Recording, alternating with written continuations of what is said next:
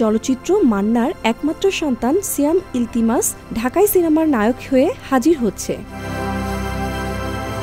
বর্তমানে যুক্তরাষ্ট্রে সিয়াম সিনেমা নির্মাণ নিয়ে পড়াশোনা করছে। নির্মাণের দিকেই বেশ আগ্রহ তার। তবে বাবার ভক্তদের ইচ্ছার কথা চিন্তা করেই অভিনয়ে প্রবেশ করতে চেয়েছেন তিনি। গণমাধ্যমকে এই তথ্য নিশ্চিত করে সিয়াম বলেন, অনেক বছর ধরে চলচ্চিত্রপ্রেমীরা আমাকে নায়ক হওয়ার জন্য নানাভাবে অনুরোধ করে এসেছে। তাদের জন্যই চলচ্চিত্রে অভিনয় করতে যাচ্ছি, নিজেকে তৈরি করছি। এই মুহূর্তে সিনেমার নাম ও নির্মাতার নাম বলতে চাচ্ছি না, তবে চলতি বছরের দর্শক সেই প্রশ্নের উত্তর জানতে পারবে। সিয়াম আরও বলেন, বাবা দেশের নাম্বার 1 তারকা ছিলেন।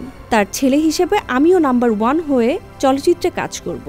আমি পড়াশোনার পাশাপাশি অভিনয় শিখছি, নিজের অভিনয় স্কিলটা ভালোভাবে রপ্ত করছি, নিজেকে তৈরি করছি। এই মুহূর্তে সিনেমার নাম ও নির্মাতার নাম বলতে চাচ্ছি না, তবে চলতি বছরেই দর্শক এই প্রশ্নের উত্তর জানতে পারবে।